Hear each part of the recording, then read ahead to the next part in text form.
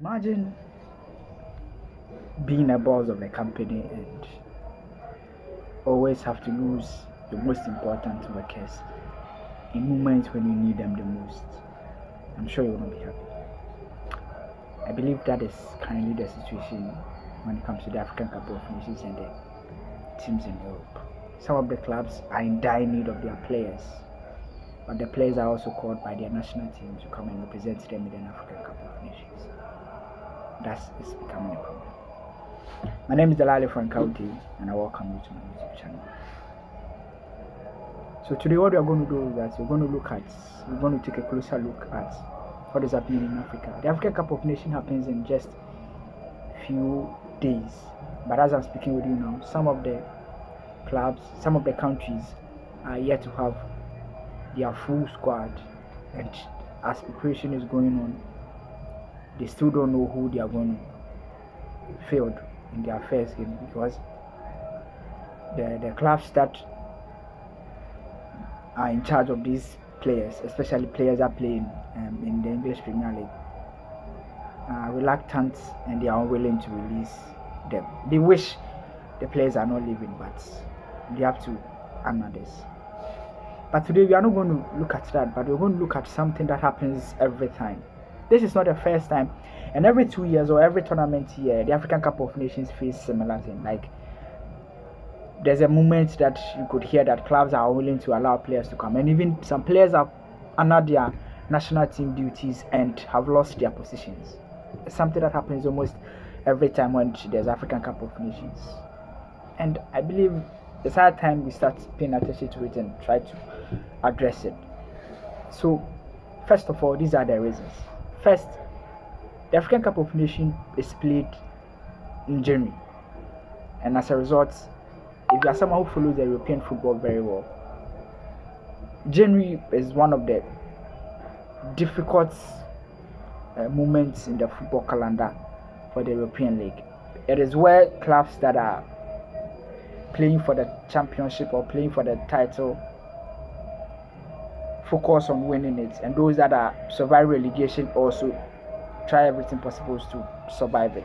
And as a result of that, nobody is willing and is in a good, like, nobody wants to lose a player, and that is what is happening. So if you look at the Liverpool, for instance, Liverpool has to lose Mohamed Salah, Naby Keita and Sadio Mane. These are players that are very important to them, but they are going to lose them regardless.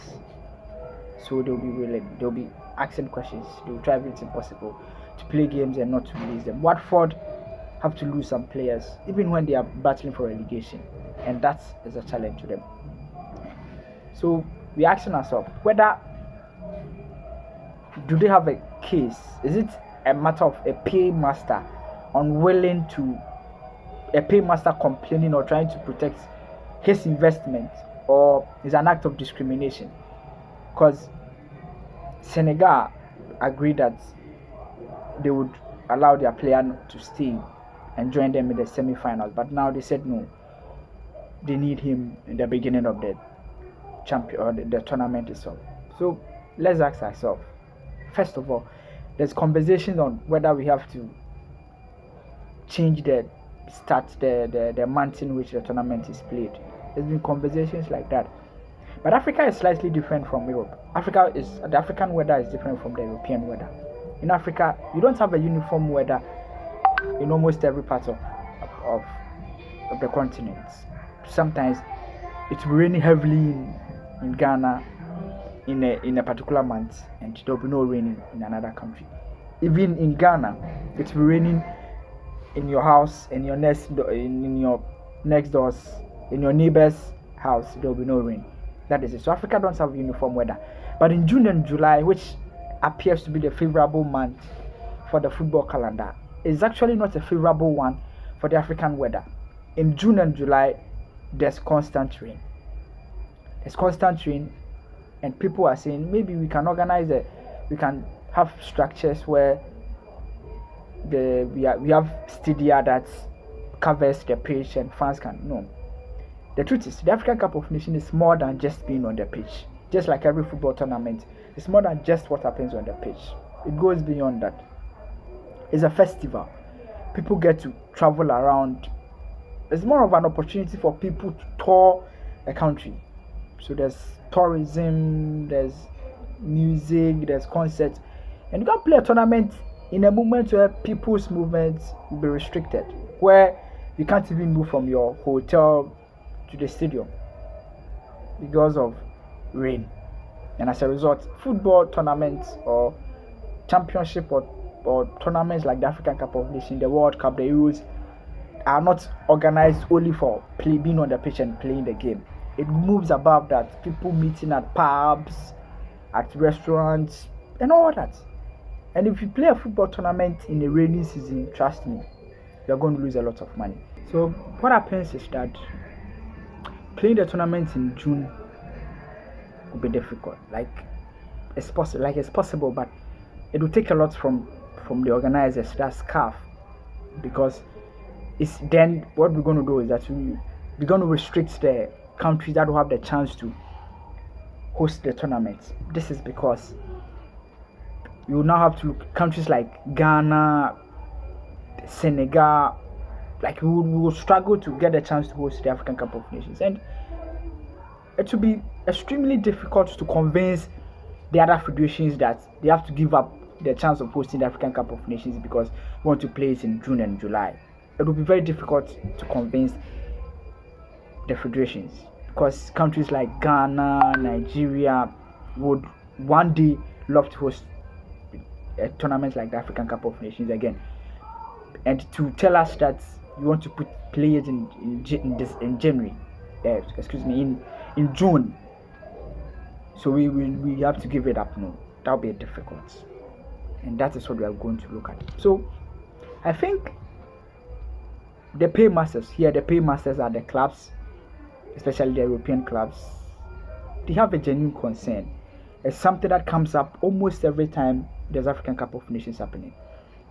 However, I feel the approach is what was the problem, because if you try to let the African Cup of Nations look less of a tournament, then it becomes discriminating. It becomes a comment that Africans will not welcome it, because it's an opportunity for us to represent our country in the best form that we can.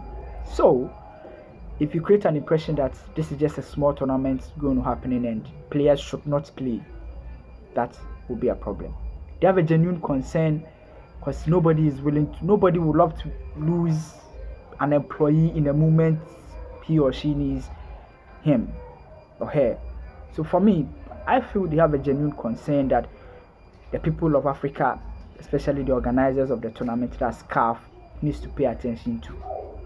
However, the approach of trying to prevent players from coming to represent their country is a problem. This is not a black and white situation. Someone will win, someone will lose. But for me, I feel the concern here is that the European clubs have their rights. Like nobody is willing to lose a player in such a difficult time, whilst the African Cup of Nations also need them.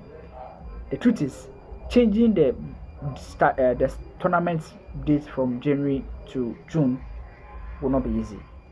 Will not be easy at all, because it will mean that CAF now has to move the hosting rights from some countries and just restrict it to countries where they have a good weather in June and July, which will be difficult to convince people.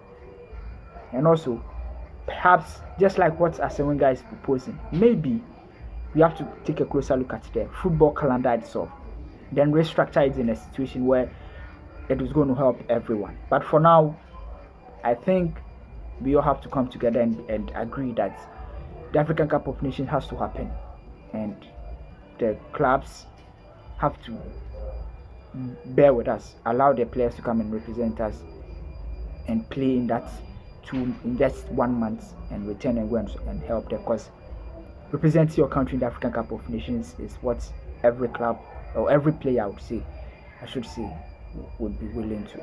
But for me, I think I'll be looking forward to what CAF and FIFA and UEFA will be doing, in this situation and perhaps try and solve it once and for all, because it looks as if every tournament here there's a conversation like that, and we always have to look for a solution to it so that it won't come up again. If not, another 2 years we are going to discuss this again. If you enjoy this, share. Let me hear what you also think. Do you think it's right? Do you think we should move the African Cup of Nations from January to June, considering the weather, and play the tournament in a rainy season, or we should just behave like we don't care and just play in January and hope that the European clubs will release their players and they will come and play for us? Because the truth is that we mostly don't get the best out of our players because they play with divided mind. I have to say bye for now and see you later in my next video. Thank you.